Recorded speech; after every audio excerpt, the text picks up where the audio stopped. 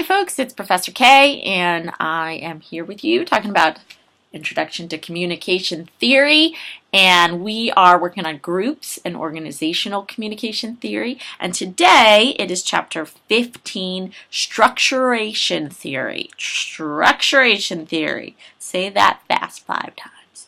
So, structuration.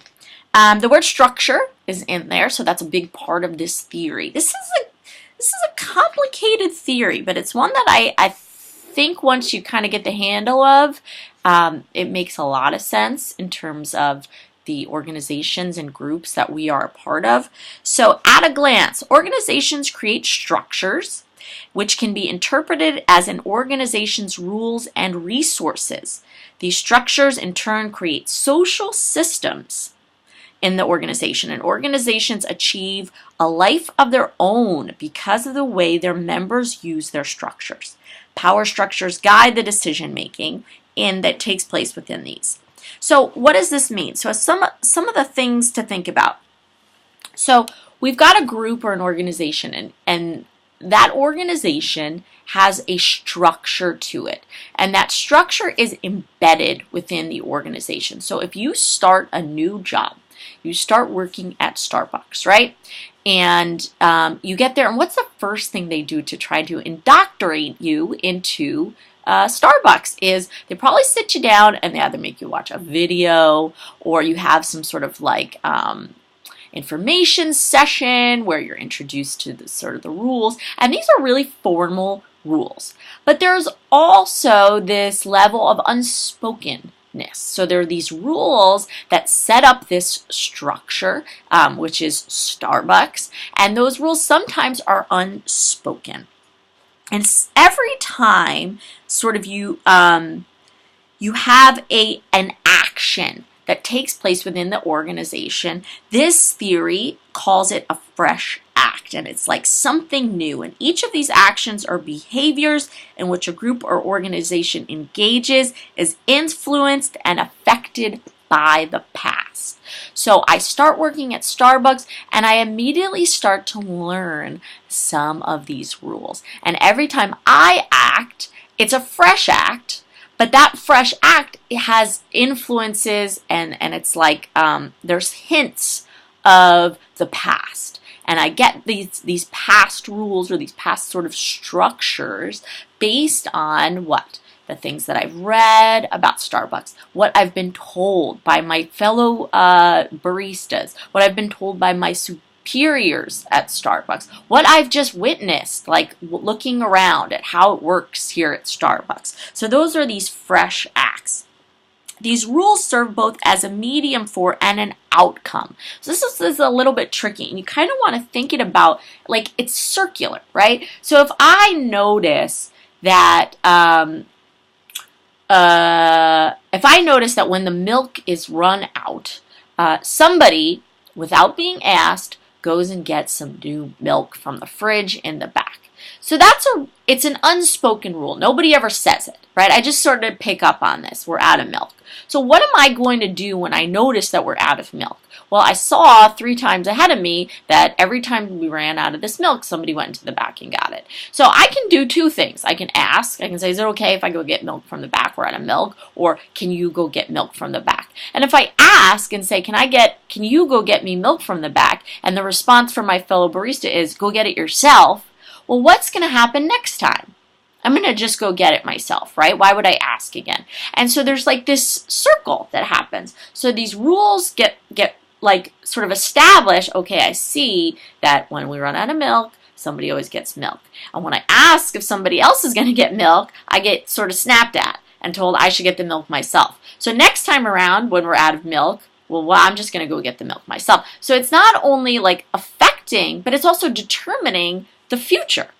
Every time I notice we're out of milk, I'm going to get milk myself. And then what happens if somebody new joins the organization and we run out of milk and they ask me, and I'm now like a little bit, I've been around for a little while. What am I going to say? Am I going to be like, yeah, let me go get the milk for you? No, of course not. I'm going to say, yeah, we all go get the milk ourselves, right? Go get the milk. I'll show you where it is, maybe if I'm a nice enough person, right? So it sets up, the rules set up the future. And it becomes like this sort of circular. Power structures are present in organizations and guide the decision-making process. So think about when I asked this person, when I was the newbie, and I asked this person, hey, are you going to get milk? Well, that person has been there longer than me, even if it's like a week longer than me. And so what's the power structure?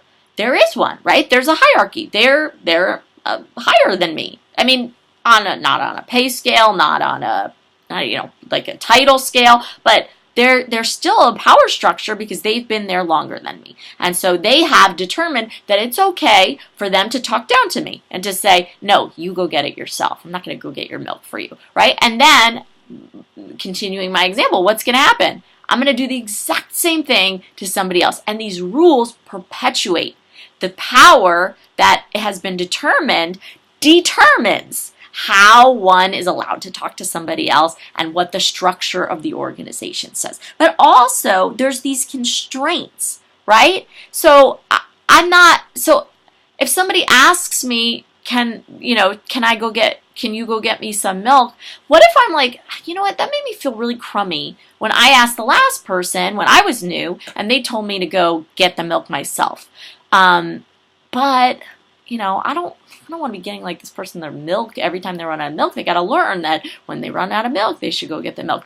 I'm gonna keep going, right? So it's constraining me in a way. It's not allowing me to be genuine because maybe my genuine personality is, I'll get milk for you. I'd be happy to get you and show you because I felt stupid when I didn't know to get milk. But I'm still not going to do that. I mean, some of us will, right? Some of us will, and that would be a very fresh act.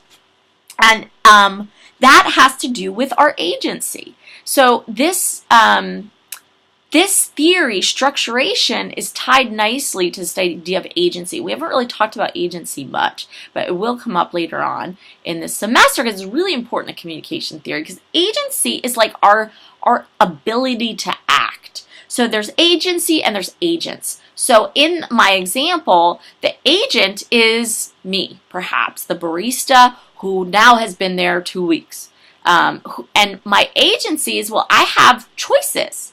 Agents have choices. And agency is the ability to have and realize that choice and to say, okay, I can help you, newbie barista, or I can be snobby and snap at you like the last person did to me. And that's a choice. That's a choice that I make. And you know what? If I am nice to you and I say, yeah, come, I'll show you where the milk is. So next time you'll know if you run out, you can always go back here. What do you think you, as the newbie, are going to do to the next person who starts and you have the power? Are you going to snap?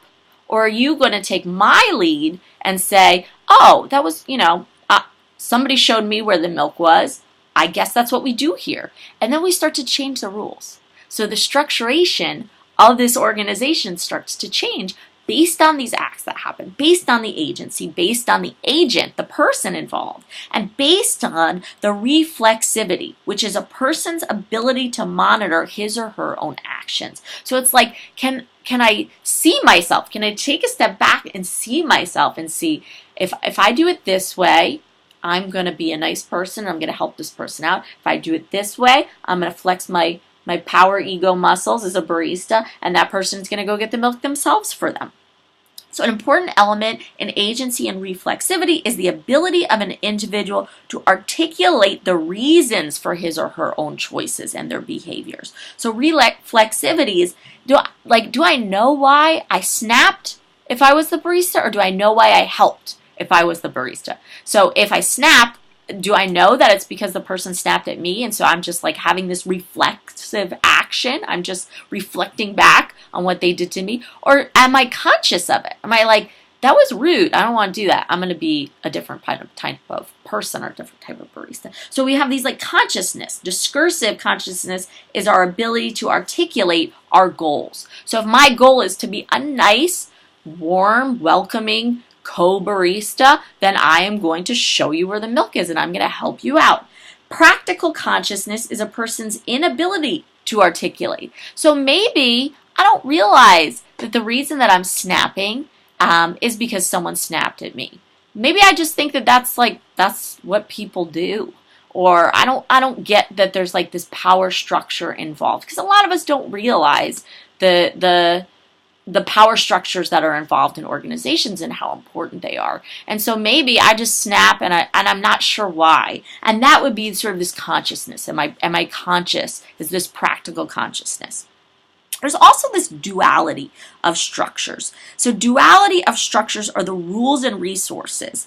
According to this principle, members of an organization depend on rules and resources to guide their decisions about the behaviors or actions that they will employ in their communication.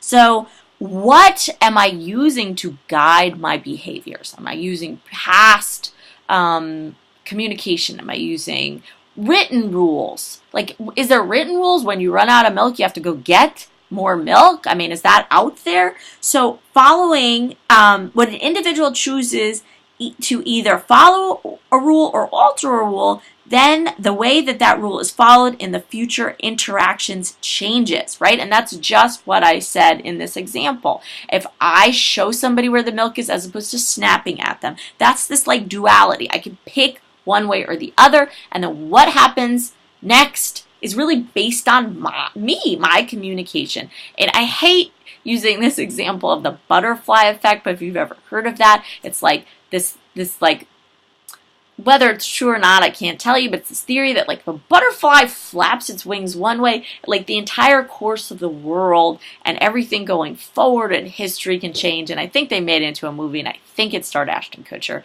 But I like to compare it to maybe like if you're a Back to the Future fan like I am, the time-space continuum. If this one thing happens, it changes things going forward. So if my communication is altering the rules, then the structuration perhaps of the entire organization is going to change. And that's a big stretch, because the whole barista world is not going to change, of course. But there is some legitimacy to this, right? And there's also some like thoughts about power, and I've given you some great examples in the PowerPoint slide of power, of where power comes from. But I think it's important to note that we give power away. People can demand power, but they can't have it until we give it to them. There's coercive power, and that's probably the most demanding power, where I threaten you to get power, I blackmail you to get power, but still, you have to give power to somebody, even if they're coercive. So even if you're tying me up to a chair and torturing me, and you're asking me for names, eventually I'm going to give you names, right? But I'm still giving you those names. I still have an agency. I still have free will to give you those names. I can just let you kill me, right?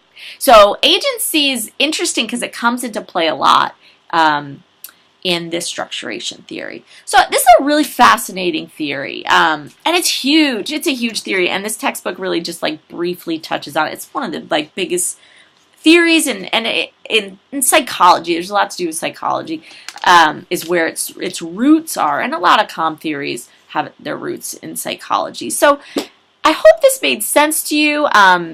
If you have any questions, you can always email me.